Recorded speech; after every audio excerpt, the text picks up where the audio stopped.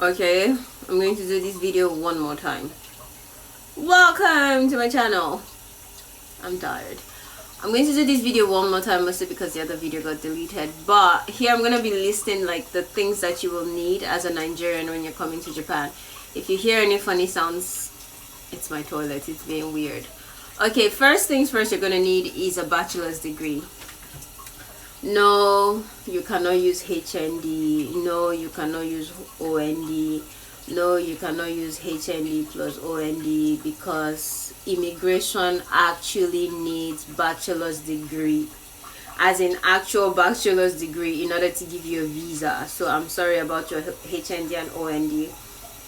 If you don't have a bachelor's degree, if you have like maybe 4 years experience of teaching, they can also use that one, but you have to be able to prove it. Like the school has to like write on letterhead, all those dramatic things. So if you were teaching in some kind of local school that does not have all those things, I'm sorry. Next, do you need TOEFL, all those Delta bullshit?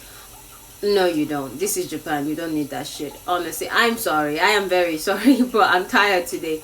You don't need it. I did not need it. Even the people, I also did the old TOEFL on teacher's record, blah blah blah. I never used it. This is Japan. You don't need it. The highest thing they're gonna need is that you being able to prove that you studied English. You studied with English for like 12 years or 16 years or so. It's child from primary school to like university, you use English and you can prove it. Like your school, like your primary school can send letter, your secondary school can send letter, your university can send letter. That's it. All those IELTS, no, it's a lie. Also, what was the other thing I was going to say? I don't forget. Oh yeah, if you have teaching certificate from Nigeria, like if you have like PGD plus like teaching certificate, that is actually a bonus for you. That's a plus for you, because when you get here, you can use your teaching certificate to apply to international schools, which actually puts you above, because that means you're not stuck as an ALT or a Kaiwa teacher running around with children for the rest of your life. You can actually teach at an international school. So yes, if you have a teaching degree, good. Again, if I look angry, I'm sorry. I'm tired. I've been jumping with children for like 2 hours. Next, obviously you're going to need a CV. Duh. So tailor your CV to English teaching jobs. Obviously you're planning to be an English teacher. Your CV should be like the things that you've done that involves teaching, even if it's like private tutoring, teaching online, anything that involves teaching. Like for example, my own CV, I was teaching my neighbor English and I added it to my CV. So the way you word it and the way you say it matters. Also, you're gonna need a cover letter. Duh. So for your for my cover letter, I had a draft. Yeah, I had a draft. Obviously, what I'm applying for is English teaching position, so I don't need to rewrite. I had a draft, and every time I apply to a different company or a different school, I'll just change the name of the school or whatever on the cover letter. Also, I didn't even use ChatGPT when I did mine, but yo, ChatGPT is so sweet now. Like, ChatGPT is so nice now that you can just go to the website, copy the requirement and paste it on ChatGPT and tell ChatGPT to use cover letter and cover all those things that are important. Next is, which company should I apply to? Are you even Nigerian if you're asking me that question? Okay, apply to everybody. Apply to everything. Apply to everybody. Anybody that answer you, collect. Whoever answer you, collect. You see all those things, but make I know the wine now. All those kind nonsense of this company no good, this company no good, that company no good. Make I speak pidgin, no drag me or lie.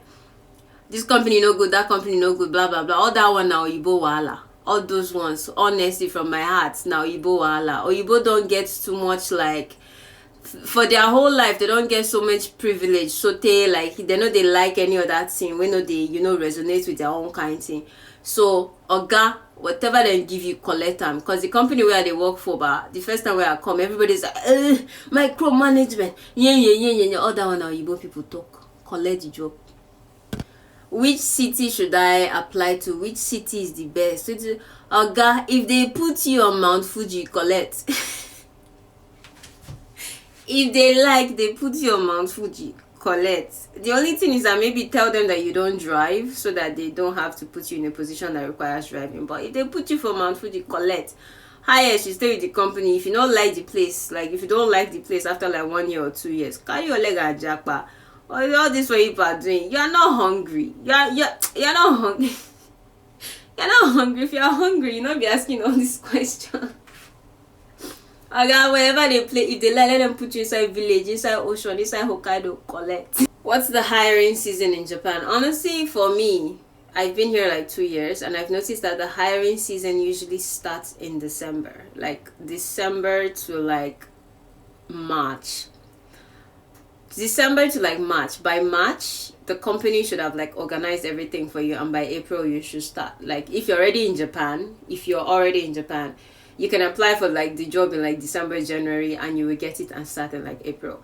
But if you're coming all the way from Nigeria or any country you're coming from, it's gonna take at least 6 months. At least 6 months. It took me at least 6 months because they applied for my COE, applied for this one, that one, blah blah blah.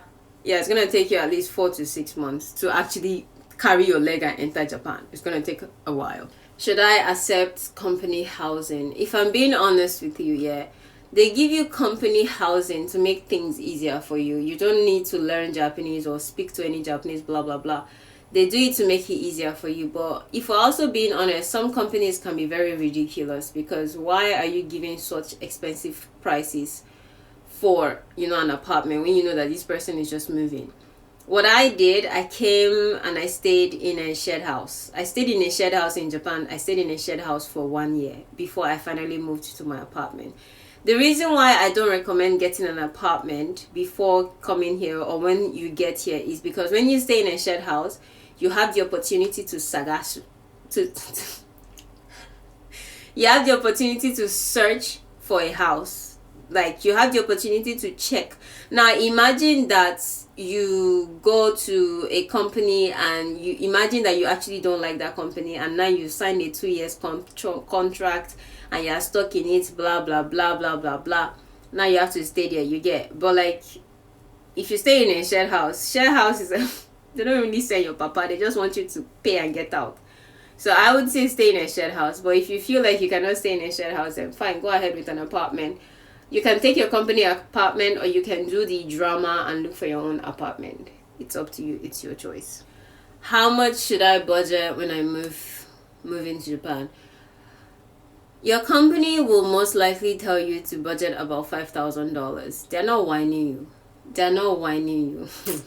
They're not whining you. It's the truth. They're not like you will actually need it, because guy, the way expenses will rise, but I don't understand it. But when I came, guy, the money that I spent, but I don't even understand it. But just know that if they are telling you to bring substantial amount of money, it's for your own good.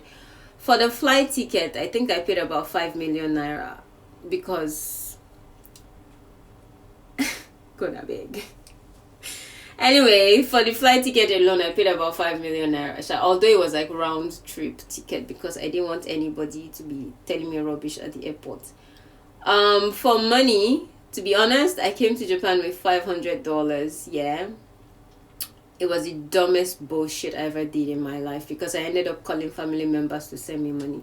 So if they're telling you to bring the amount of money, it's because they are actually doing it for your own good. You're going to probably need to pay like 2 months house rent, 2 months transportation. There's a way that they calculate things here that you might not get your first salary until like the end of the second month. So if they're telling you to bring that money, it's for your own good. At least bring half of it. But if you think you're a hustler, if you are thinking I'm Omo Ninja, I can, come, that's your business. Good luck. I think those are like pretty much all the questions that I've been asked. Also, final advice: do not watch content creators. Yeah, for your own sanity, for your own peace of mind, don't watch content creators. You see all those things of like, there's Gaijin Zid, don't wear this in Japan, don't do that in Japan, don't this one in Japan, in fact, don't breathe in Japan. Don't watch it.